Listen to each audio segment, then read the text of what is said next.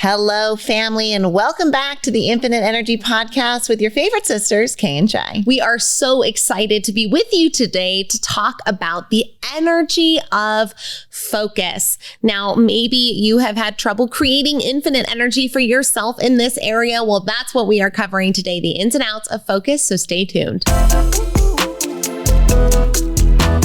Hi, we're sisters Kay and Shi, and we're the hosts of the Infinite Energy Podcast. We believe that everyone has the power to live a more energized, optimistic, and fulfilling life. In every episode, we share tips and techniques for harnessing your own power and creating the life you deserve. Get ready to ignite and discover the limitless power of infinite energy. Well, you know, when we're talking about the energy of focus that we're probably going to bring forward, first and foremost, to quote you, you're thinking it, we're looking at it, and we'll just say it out loud right now, right? You've heard the saying, where focus goes, energy flows. And while that's true, and that's a great place for us to start, don't worry, that's not all we're talking about today. We're going to talk a little bit about some of the ways that we have cultivated and strengthened our own focus and some of the ways that we've been able to help align our focus so that we can keep ourselves on task without it being quite such an uphill battle. Okay, before we get off where focus goes, energy flows, I have got to let you all know that I have come across the best booty building hack in the whole wide world. And it comes right from where focus goes, energy flows. So let's just roll through this one really quick. Right. When you are out there walking your beautiful legs out on the street, if you have the ability to walk and you are out there walking, do your best to focus your energy on your booty. Because guess what? Where focus goes, energy what?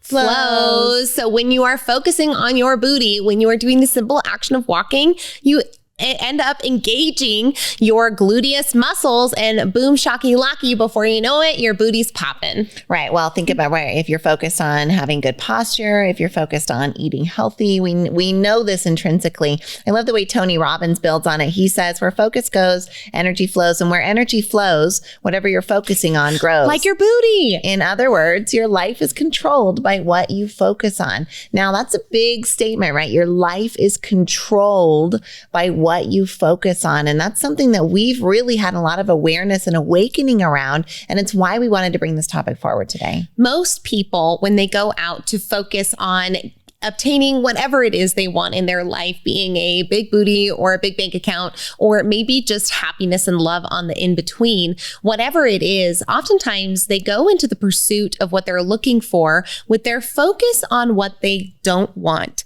And this actually is a teaching that comes from Joseph McClendon III, our business partner and our dear friend. He often talks about how folks will never bring forward what it is they want. When you ask someone the question, what do you want? They often can't even answer coherently and will usually default into a list of the things that they're trying to avoid.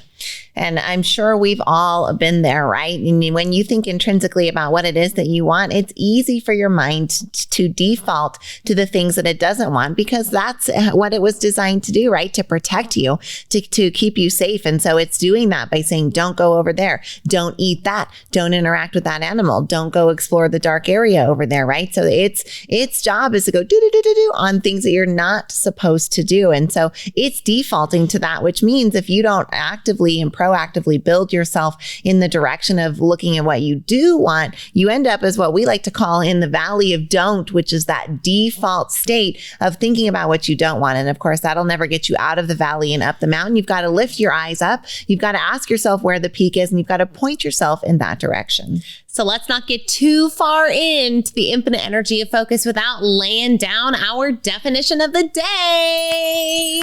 We are so excited to always have a definition, because when we are able to define what things mean, we can all come to an understanding and literally get onto the same page so that we can operate from a mutual understanding and move forward to learn more about a topic. All right. So easy one today. Our definitions of focus. The first one is the center of interest or activity. The second is the state or quality of having or producing clear visual definition. What I love about these two is that the first one is really centered around what it is that you're doing. And the second can be a literal focus, right? Like a camera lens coming into focus, or can be, do you have enough visual definition in your mind's eye of what success or what happiness or whatever the end goal is and what that looks like for you? Now that's focus as a noun, but let's remember that we also use it as an ing word, which means it's also a verb. And when we think about focus as a verb, we have the definition, pay particular attention to. Now, most of us, that's probably what we're automatically thinking when we think of focus, right? It's what we pay attention to. But let's remember that there's also that focus of being able to clearly kind of zoom in and adjust, right? Your level, your visual field may not change even when it's inside, but you can laser in on something, and that's that focus piece. And then that center of interest or activity, right? So either whether it's a noun or a verb, it's a powerful force in our lives and something that many of us aren't utilizing to its fullest. When thinking about focus, Shyla and I often like to consider our attention internally as a spotlight coming out. And when you focus, you have a spotlight of attention that comes out of your human being. And when you focus on something, you're putting your spotlight on that item. And when you're trying to focus on too many things at once, your spotlight is everywhere and you look like a disco party and you're not really lighting up too much. So we really like to see that spotlight get good at focusing on what we want to put it on. But oftentimes our spotlight is being dictated, our focus is being dictated by our personal culture, by how our beliefs are shaped. And if you haven't done our personal culture exercise in that episode, be sure to go back and do it because it can really help you when you're looking at your focus. I want to just take a moment to center in on two words that come out of the verb definition of focus, which is to pay particular attention to. When we think about paying attention, if focus is our spotlight of attention, we pay attention to something means that attention is a currency that we can use to increase whatever we want in our life, right? Where focus goes, energy flows, and you pay for that focus in your attention. That's what it is. So as you are thinking about how you shift your focus, really coming into this attention, what are you putting your attention on? And if you think, well, I put my attention on everything I want. I visualize in my head me being rich, and I think about me being rich, and I think about me being rich. But are you reading articles every day about the horrible things that rich people are doing?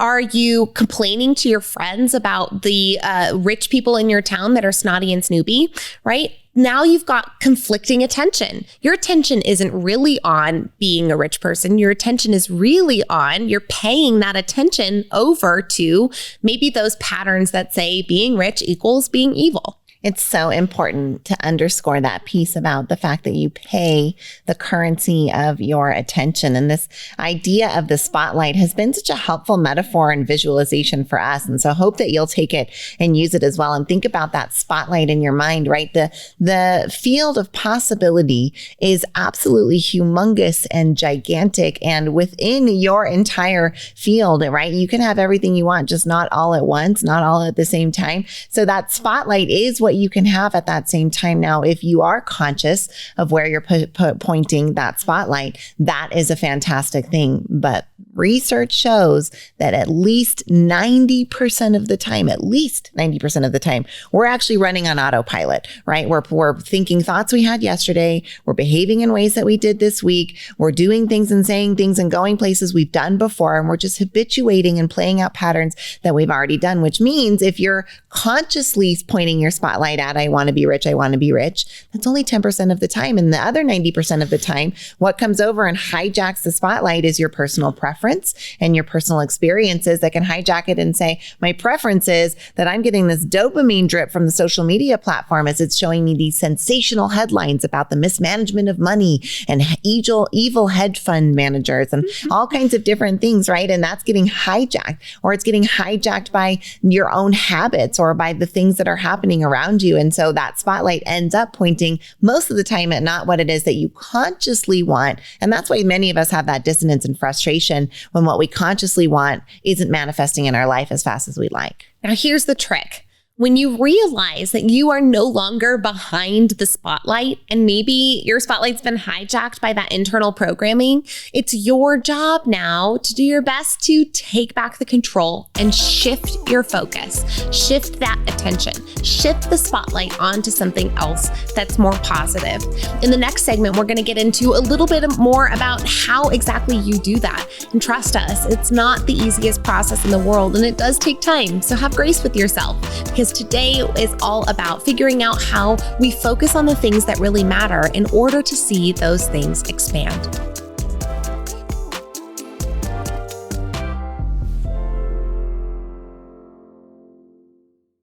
Do you find yourself losing control of your scroll on social media?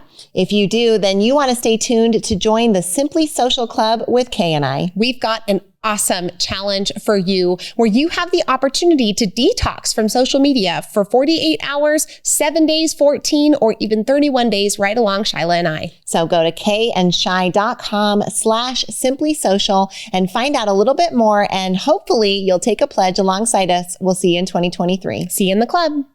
We're talking leadership this week, and one of the organizations we are so proud to be at the helm of is the Neuroencoding Institute. We got to co-found the Neuroencoding Institute alongside Dr. Joseph McClendon III, amazing world-renowned neuropsychologist and incredible mentor and teacher. If you're at all interested in learning more about what the Neuroencoding Institute does and what it can do for you, please visit neuroencoding.com. You're enjoying this episode on Angel Phoenix Productions Podcast Network. To explore a complete lineup of quality programs and media production services, head on over to angelphoenix.com or like our Facebook page at facebook.com/Angel Phoenix Productions.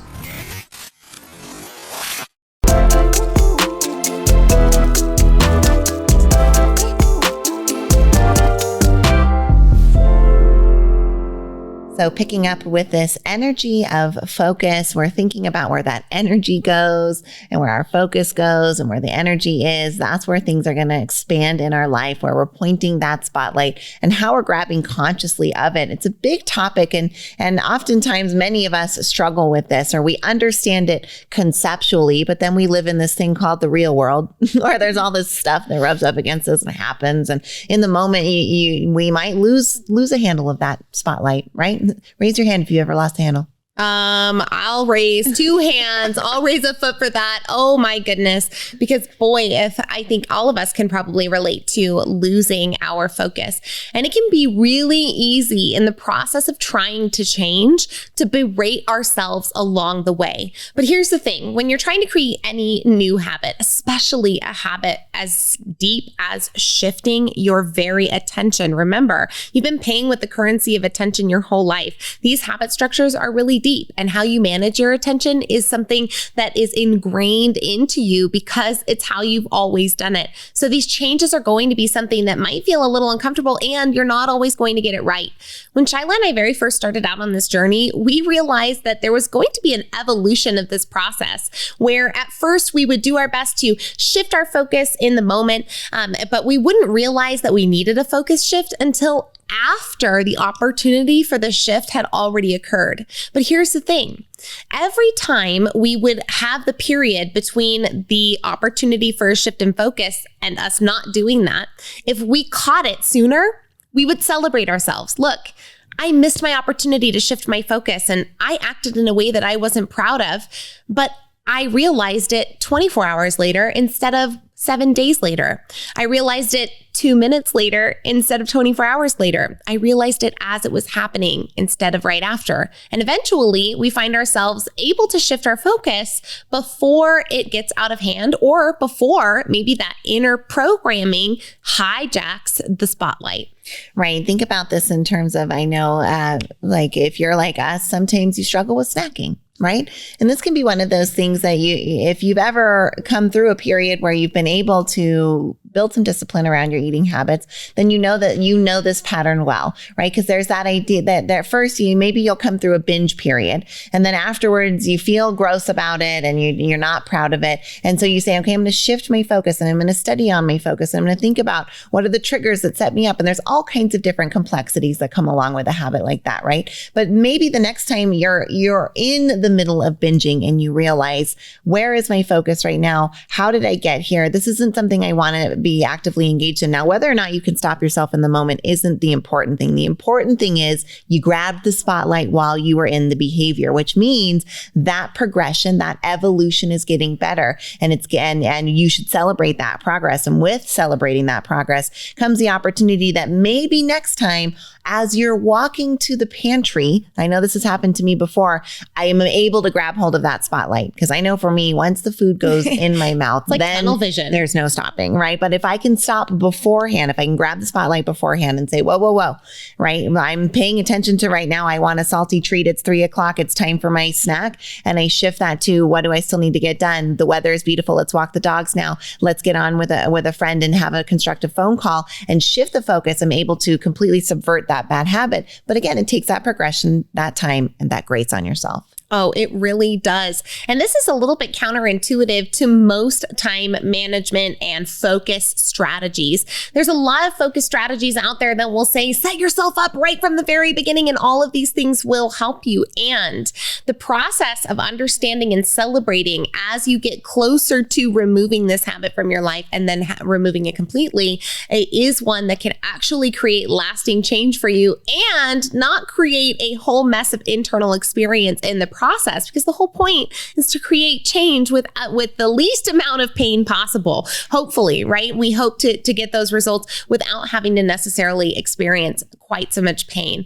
But let's move into some of the more managerial type focus aspects and things that you might see if you were to look inside a Forbes article or get into Inc. magazine. How do they say that we should be focusing and tackling our lists and our duties? Now, the first piece of advice that comes out of these is to prioritize. Do your best to find out what's important to you and to tackle that first. And this can work from a to-do list perspective, but it can also work from the snacking perspective, right? Shyla, what you did is you prioritized and said, what's important to me is my health. What's important to me is spending time with my friends and with my family members, like my doggies, and pouring into those I love. And so as you are approaching that focused, laser focused intention to the snacking cabinet, you're having an inner dialogue that's helping you because you've thought about your priorities in the first place, and now your focus has something to grasp onto. Well, and I'm glad that you mentioned the to-do list, and that's something that we've realized too, right? Not just because everything is on your to-do list doesn't mean that they all have equal importance. And you've probably heard eat the frog, right? Eat the frog first. If you've got a plate of food and one of the things is a frog, eat the frog first so you can enjoy the rest. You're not like eating everything and dreading the frog at the end. So that's one of the kind of ways that you can prioritize if you've got a frog on your list and you want to just get it done. But the other way that I think has been really helpful for us is thinking about prioritizing in terms of like what's most important for the outcome. Now, in a business sense, we want to prioritize what are the money making activities that are on your to-do list. Those should be your top priorities that you're trying to get done. It might be important to post on social media, but if you also have someone waiting for a proposal, drafting the proposal is more of a priority for the outcome of running a successful business. If the outcome is just to have the biggest impact and maybe you've got a great social media following, then perhaps the social media post is more important. So I'm not saying the money always has to be the top priority, but depending on the outcome, your ability to prioritize has to shift and change. And so usually within a business, that's how you're going to want to make your decisions and prioritize your actions is what makes money first. Another thing that can help you focus is to do your best to eliminate distractions. If you have things in your life that are pulling your attention, try to do your best to give yourself the time and space to be present. Now, we get it. There are a lot of things that go on inside the world. For example, we're both moms. Mm-hmm. We're also dedicated to our fitness. We are also entrepreneurs. We have a lot of things going on. Chances are you're like us, you're multi-passionate too, and you have a lot of things happening inside your life as well. But in order to get those focus times to happen, sometimes we have to get really, really, really creative. So occasionally I will have my children on a weekend day where my partner is gone having to makeup hours at school or doing a certification course or something on a weekend. And I will want to get a workout in, but I have a policy that I do my best to not get out of bed before 6 a.m. on weekends because I am a religious 4:45er on the weekdays. So I try to not get out of bed before 6 a.m. on weekends and wake up early before everyone else and exercise, which means I have to do my exercise in the day. In order to eliminate distraction for myself, I got myself some noise canceling headphones and I created a situation where my daughter could watch a show and my son can bounce in his bouncer and I can have my noise canceling headphones on where I can see them and focus on my workout and still get my 30 minutes in and be with my kids at the same time. Now, yes, I've got a lot of things going on at once. You might say I'm not getting the very best workout, but hey, I'm doing the best with what I have. And based on my priorities, I'm still getting the things done. And my focus is on protecting my fitness while also providing for my children. And I get to accomplish both things by having my focus in my priority set. Another trap that many of us try to do unsuccessfully is to multitask in a way that's not congruent or conducive to the situation or the activities at large. Now, the kind of multitasking that Kay was just talking about, where it's physical activities that you can multitask at the same time, is brilliant. But most of us, when we're trying to multitask mental abilities and faculties, struggle to shift focus and concentration. And actually, every time that you shift from a different screen to a different task to a different conversation, your brain has to spend energy, calories, and time reorienting and refiring into a new area, new synapses, new patterns of thinking that slow you down. So in order to be most efficient, we want to do our best to stay in the zone of whatever mental activity we're doing until it's time to move to the next one. Or as you start to know your own rhythms better, you'll start to understand that they say for the average human can spend about 22 minutes focusing on something before they're going to need to stand up, do a break, reorient themselves. So maybe you set a timer for yourself of 22 minutes. On the low end, you've got about 12 minutes, right? If you're within that natural spectrum of a human being, you can spend about 12 to 22 minutes solely focused on doing something before your brain starts to grasp for something else, before your focus and your energy and your productivity start to slip a little bit. So think about how you can maximize that little time chunk for yourself and eliminate those other mental activity distractions so that you can use your focus to its best ability. Next up, we're going to talk about maybe some of the things that are stealing your focus without you even knowing and what you can do to combat them.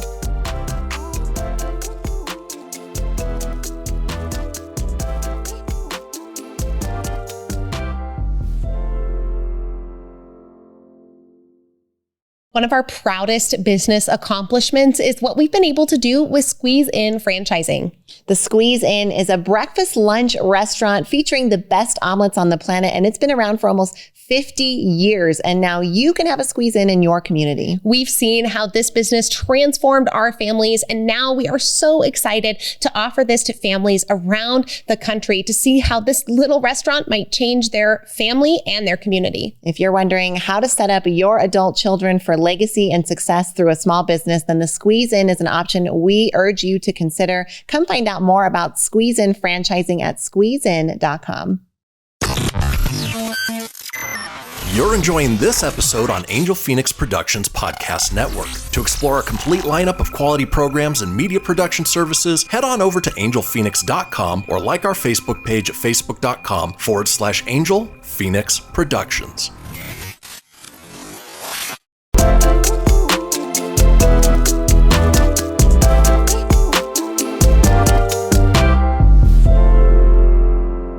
What might be stealing your focus without you even realizing it? That's what we're going to cover in this next segment as we talk about something that might be a new topic for you. And this is the idea of soft addictions. Right. Well, you heard us alluding earlier to the fact that we pay attention. And so thinking about our attention as a currency helps us understand that really human beings spending their time and pointing their spotlights on things is that new colonization and in kind of your most evil understanding of it. But in its most truest sense, it is absolutely true that there are many forces competing for your time and for your attention. And if you don't have awareness of that, you can fall into what Kay just talked about, which is that soft addiction category, where you're not going to get the shakes if you don't have your distraction, right? But you are going to experience some of those withdrawal symptoms emotionally and on the inside that let you know there's a deeper relationship going on than you may be aware of. Let's consider Meta, right? Meta as in the company that owns Facebook and Instagram. Facebook and Instagram do not charge their users for usage of the platform. In fact, you can create an account for free. Just recently, we found out you can buy a verification badge. So if you want a blue badge, you can buy it. So now there is an option for the users to pay Meta. But how come Meta is one of the largest companies in the world? Why are they worth billions and billions and billions of dollars? Well, because they have an algorithm that maximizes your attention and they sell your attention to advertisers because your attention has value. It is a currency and you pay attention to what either matters to you or what's fed to you. Now, the social media giants have realized this, and like Shyla said, in the most evil sense of the word, are seeking to colonize our attention, to take it from us in order to sell us advertising and to get products in front of us.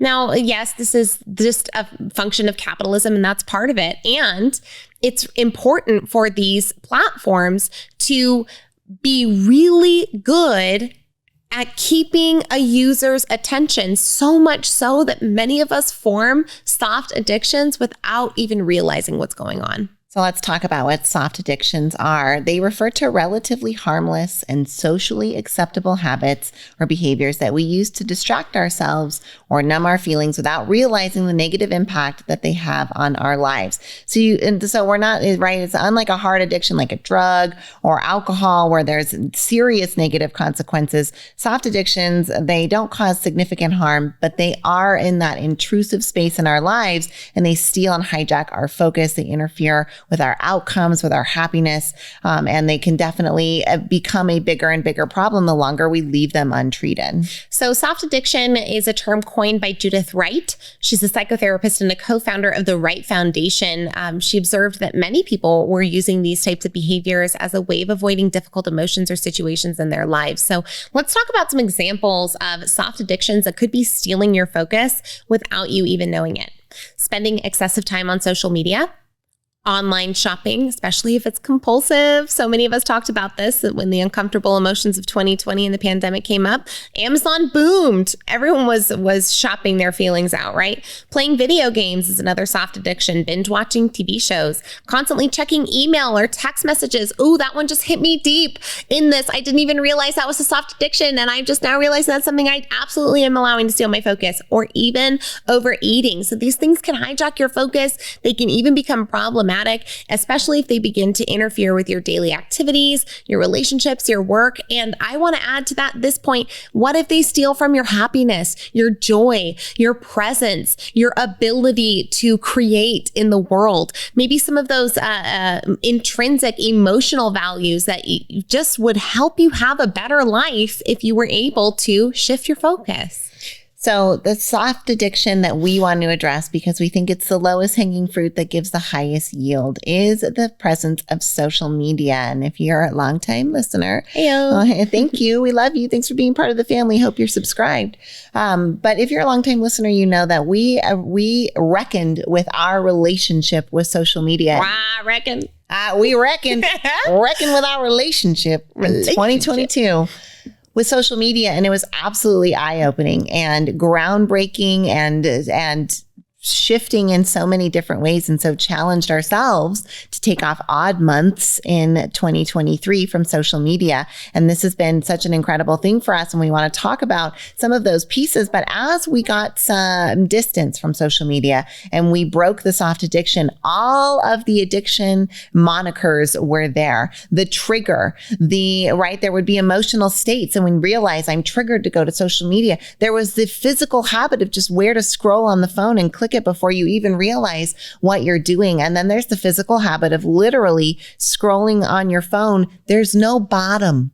Like, have you ever noticed that when you're scrolling on your phone, there is no bottom, like end of page. Nope. Like, they're not going to do that to you. There's no end of page. There's no end of scroll. You can just scroll to the rest of time. And now that you know, right, why is Facebook and Instagram free for its users? Well, where is it making its money? Because you are the commodity. The user is the commodity. You are what is being sold to advertisers, your attention and your time and your focus. And so it's okay for you to decide that you want to exchange some of your time and your focus for your time on that platform. But it's not okay if it comes into a soft addiction and it's impeding your joy and your happiness and your life and your outcomes and what you want. Now, as Judith Wright said, oftentimes people are engaging in soft addictions as a way of avoiding difficult emotions or situations in their lives.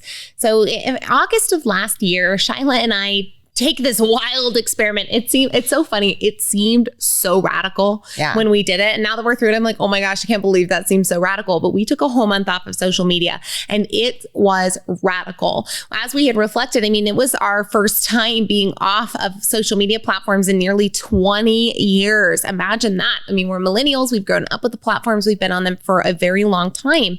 And so August comes around and it's the first time that I think I've actually publicly shared this story. So it's the first time that this is going to come forward. And I'm pretty proud that this is the first time it's come forward. So many of you know that I was seeking to compete in a pageant in the fall of 2022 for a Mrs. Nevada title.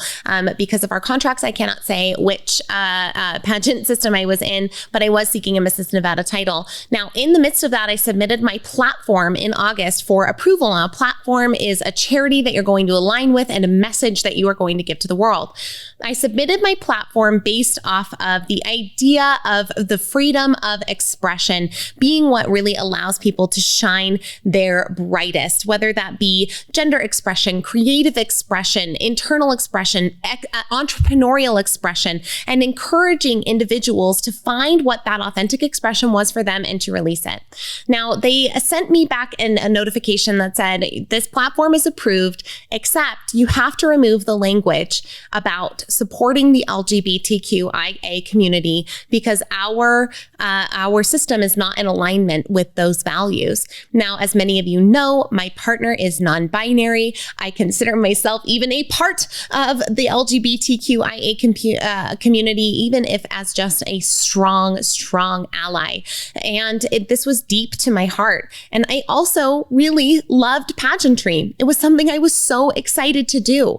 Now, this happened in August. We were 7 days into our social media challenge, and my triggers to get on social media were so strong. I wanted to go look at everything the organization was posting. I wanted to look at everything else the other pageant queens were looking at to see if there was some kind of crack I could find in their foundation, in their morality. I wanted to get onto social media and tell my story. I wanted to blast them. I wanted to discuss about how difficult these feelings were for me to see that these two worlds that I loved were at such odds and that I couldn't live in both at the same time. This was heartbreaking for me.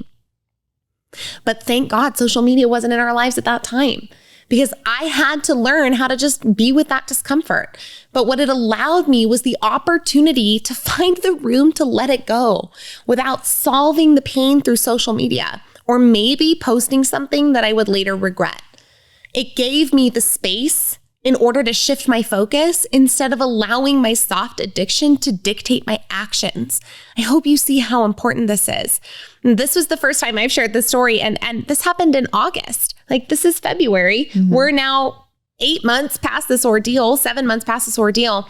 And it has way less of an emotional toll on me because we didn't have the presence of social media in our lives at the time. While I hated seeing that unfold, I was so proud of you for your presence through it and the lessons that were mined from it. I'm so grateful for those, especially this piece about observing your own desires to use social media to fuel the emotional journey that you were on, as well as use social media to numb the emotional experience that you were having. And being able to observe that from the place that you did, even while being in pain, was beautiful and so incredibly growth impactful for both myself and I know for you, and now hopefully for our listeners as well. And if you are listening and you're thinking you might have a soft addiction, whether it's social media or another online influence, be it video games or the YouTube platform, and you're looking to bring a little bit more of the energy of focus into your life, we hope that you'll join us on the Control the Scroll Challenge. All year, we're offering pledges for free. You can come and pledge however long you'd like to challenge yourself to be off of whatever your online influence is. We'd welcome you to control your scroll with us and see what the freedom of focus can do for you. You're going to pay the currency of your attention to something. You might as well pay the currency of attention to your life and to the things that matter most to you. We hope that you join us in the Control the Scroll Challenge. We hope you subscribe to the Infinite Energy Podcast. And remember, this episode comes at you with all the love from your sisters, Kay and Shi.